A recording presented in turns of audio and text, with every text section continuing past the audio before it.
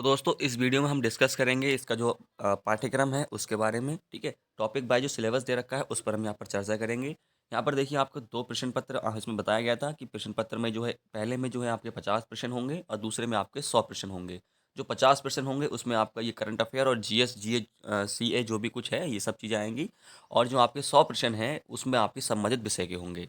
चलिए दोस्तों, जो आपको अनिवार्य विषय है यहाँ पर हम उनके जो टॉपिक बाय सिलेबस है उसकी चर्चा करते हैं। यहाँ पर इसमें बोला गया है राष्ट्रीय और अंतर्राष्ट्रीय महत्व की समसामयिक घटनाएं, भारत का इतिहास एवं भारतीय राष्ट्रीय आंदोलन, भारत का भूगोल, भारतीय राजनीति एवं शासन, संविधान, राजनीतिक व्यवस्था, पंचायती राज और लोक नीति, आधिकारिक प्रकरण, आर्थिक और सामाजिक विकास जैसे कि सतत विकास, गरीबी, अंतर्विष्ट जनसांख्यिकी, सामाजिक क्षेत्र के इनिशिएटिव आदि, पर्यावरण एवं पारिस्थितिकी संबंधी सामान्य नियम या सामान्य विषय, जैव विविधता एवं जलवायु परिवर्तन।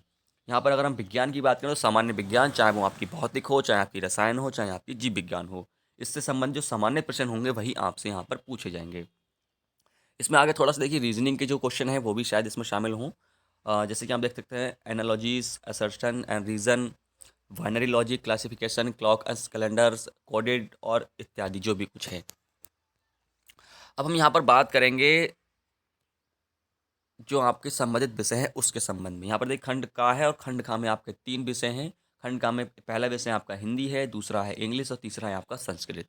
अगर आप खंड का को लेते हैं और इसमें से आपको जो है कोई भी एक विषय आपको यहाँ पर सेलेक्ट करना होगा, चाहे आप हिंदी लें या इंग्लिश लें या फिर संस्कृत लें। लेकिन यहाँ पर तीनों का जो टॉपिक वाइज सिलेबस है वो यही है, हिंदी साहित्य का इतिहास या फिर अंग्रेजी साहित्य का इतिहास, आपकी व्याकरण, आपका अपठित गद्यांश पद्यांश और आपके प्रमुख लेखकों या कवियों का सामान्य परिचय एवं उनकी रचनाएं।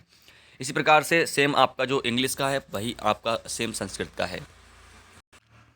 अब स्नातक स्तर पे आपका जो भी भाषा रहा हो, चाहे संस्कृत, चाहे इंग्लिश या हिंदी, तो इस हिसाब से आप जो है अपना इस भर्ती परीक्षा के लिए अपना आवेदन कर सकते हैं। सामाजिक अध्ययन की अगर हम बात करें जो कि हमारे खंड खा में आता है, सामाजिक अध्ययन देखिए आपका इतिहास जानने के स्रोत, पाषाणकालीन संस्कृति यानी कि जो पत्थर वाली संस्कृति थी उसके संबंध में, ताम्र पाषाणिक संस्कृति और वैदिक संस्कृति। अगला है 6ठी शताब्दी ईसा पूर्व का भारत और भारत के प्रारंभिक राज्य या भारत में मौर्य साम्राज्य की स्थापना, मौर्योत्तरकालीन भारत और गुप्त काल, राजनीति राजपूत काल और पुष्यभूति वंश और दक्षिण भारत के राज्य। अगला टॉपिक इसमें है कि 6ठी शताब्दी का धार्मिक तथा सामाजिक विकास और इस्लाम का भारत में आगमन, दिल्ली सल्तनत की स्थापना, विस्तार विघटन, मुगल साम्राज्य संस्कृति पतन, यूरोपीय शक्तियों का भारत में आगमन एवं अंग्रेजी राज्य की स्थापना। यानी कि आपका जो भी पूरा आपका इतिहास रहा है प्राचीन से लेकर के और वर्तमान तक का, तो इस प्रकार से जो आपका इतिहास आएगा, साथ ही साथ में यहाँ पर इसमें संविधान जो है वो भी आपका आएगा, ग्रामीण नगरीय रहन सहन और जिला प्रशासन, इस प्रकार से आपका जो भी सिलेबस है वो सब इसमें पूछा जाएगा। नागरिक सुरक्षा और यातायात सुरक्षा, दिव्यांगता। दोस्तों अगर आप देखेंगे ये सारा जो सिलेबस है आपको कक्षा 6 से लेकर के जो 8 तक की जो SCRT किताबें हैं, ठीक है, जो यूपी बोर्ड में जो किताबें चलती हैं उसमें आप ये सारा के सारा सिलेबस देख सकते हैं। बस फ़र्क इतना है कि आपको ये सारे के सारे टॉपिक वहाँ मिल जाएंगे, लेकिन जो आपका इसका जो मटेरियल है वो आपका या जो आपके प्रश्नों का स्तर है वो आपका स्नातक स्तर का होगा। ठीक है, तो आप अगर चाहें तो 6 से 8 तक की जो किताबें हैं उनको बेहतर तरीके से एक बार देख लीजिए। ठीक है, और उसके अलावा जो उसके प्रश्नों का स्तर है वो आपका जो है स्नातक स्तर का पूछा जाएगा, तो इस हिसाब से जो आप इसको और अच्छे से तैयार कीजिए। देखिए यहाँ पर देख पा रहे होंगे भूगोल में कुछ इस प्रकार से इसका सिलेबस है। यहाँ पर खनिज संसाधन है, प्रकृति संतुलन है, संसाधनों का उपयोग है, इस प्रकार से अन्य भी जो इसके अंदर सिलेबस है वो बताया गया। अब हम पहुँचते हैं खंड गा पर। देखिए खंड गा में जो है आपका 2 विषय हैं इसके अंदर, एक गणित है और एक आपका विज्ञान है। ये ध्यान रखिएगा कि आपको गणित और विज्ञान आप दोनों ही सब्जेक्ट के जो है इसमें टीचर बनेंगे, तो ज़ाहिर-सी बात है कि आप इसमें दोनों ही विषय की जो परीक्षा की तैयारी है उसको अच्छे से करेंगे। हाँ, इसके बावजूद भी यदि आप में या मुझ में कुछ असमंजस है तो जो 18 फरवरी को जो ज्ञापन जारी होगा उसको और भी विस्तार से हम यहाँ पर आपके सम्मुख बता देंगे। जो मैथ का सिलेबस है वो आप देख सकते हैं यहाँ पर, ये टॉपिक हैं, इन्हीं टॉपिकों से जो आपके सवाल आएँगे, लेकिन जो आपके प्रश्नों का स्तर है वो आपका प्रश्नों का स्तर स्नातक स्तर का होगा।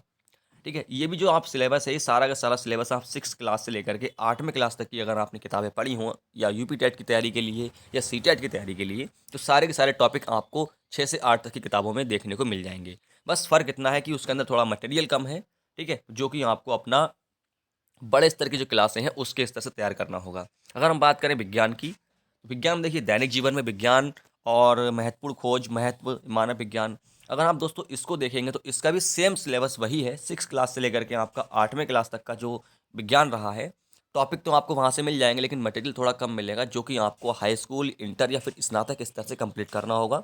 और साथ ही साथ आपको मैं यह भी बता दूं कि यदि आपने बीएड या बीटीसी जो भी किया है, उसका जो आपका टोटल विज्ञान है, अगर आप एक बार इसको दोबारा देखेंगे तो सारा के सारा विज्ञान आपको आपके उसी प्रशिक्षण कोर्स में से देखने को मिलेगा।